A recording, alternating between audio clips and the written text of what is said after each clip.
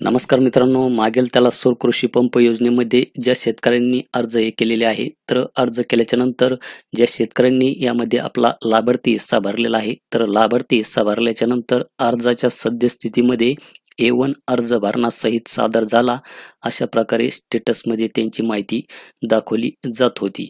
परंतु आता जर मित्रांनो आपण पाहिलं, ज्या शेतकऱ्यांनी यामध्ये अजूनही आपला लाभार्थी हिस्सा हा भरलेला नाही, तर त्यांच्या अर्जाच्या स्टेटसमध्ये A1 form at draft stage अशा प्रकारची माहिती दाखवली जात आहे.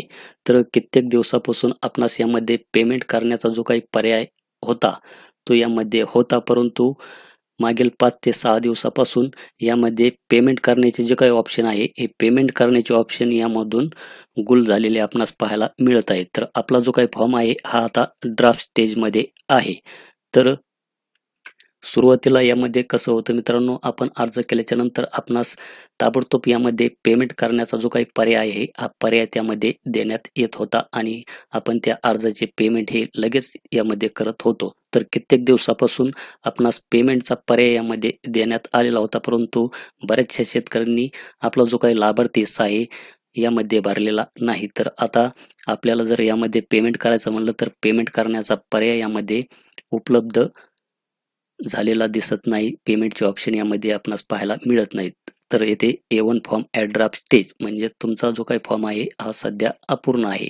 आपण हा फॉर्म भरलेला आहे, पण कसा आहे, अपूर्ण आहे. तर सुरुवातीला यामध्ये कसं होतं मित्रांनो, आपण पेमेंटचा भरणा केल्याच्या नंतर आपला अर्ज हा महावितरणकडे जात होता आणि पेमेंटचा भरणा जोपर्यंत आपण करत नव्हता, तोपर्यंत आपल्या अर्जावर कसल्याही प्रकारची कार्यवाही ही केली जात नव्हती. पेमेंटचा भरणा केल्याच्या नंतरच आपल्या अर्जावर कार्यवाही ही केली जात होती. आपला अर्ज यामध्ये तपासला जात होता. आपण जर त्यामध्ये व्यवस्थित कागदपत्रे ही अपलोड केलेली असतील, तर यामध्ये आपला अर्ज हा मंजूर होत होता. तर यामध्ये काही जणांचे अर्ज रिजेक्ट सुद्धा झालेले आहेत. तर मंजूर झाल्याच्या नंतरच आपणास त्यामध्ये काय होत होतं, की कंपनी निवड करण्याचे ऑप्शन येत होते. तर आता येथे पेमेंट करण्याचा पर्यायच आपणास यामध्ये पाहायला मिळत नाही. तर यामध्ये मित्रांनो 2 प्रकारचे अपडेट समोर येत आहेत.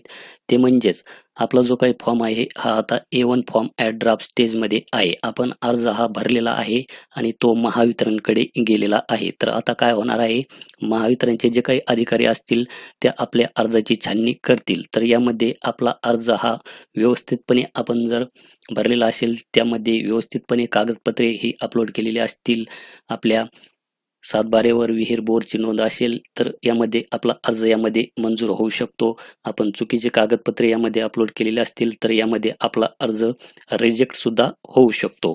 तर आपला जर यामध्ये अर्ज हा अप्रूव्ड झाला, मंजूर झाला, तर आपणास इथे पेमेंट करण्यासाठी ऑप्शन हे यामध्ये येऊन जाईल. तर अशा प्रकारची एक माहिती समोर येत आहे. त्याचप्रमाणे दुसरी माहिती अशी आहे मित्रांनो, की हा जो काही प्रॉब्लेम आहे, आपणास तिथे पेमेंटचे ऑप्शन हे दाखवले जात नाही. तर हा एक वेबसाईटचा सुद्धा एक प्रॉब्लेम असू शकतो, अशी पण एक माहिती समोर येत आहे.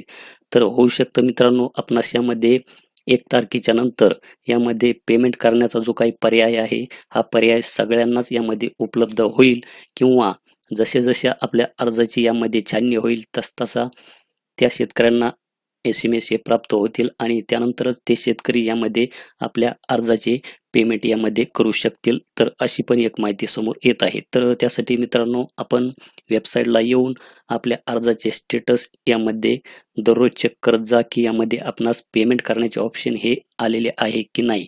तर हा वेबसाईटचा सुद्धा एक प्रॉब्लेम असू शकतो, अशी पण माहिती समोर येत आहे. तर हे 2 अपडेट मित्रांनो आपल्यासमोर आलेले आहेत.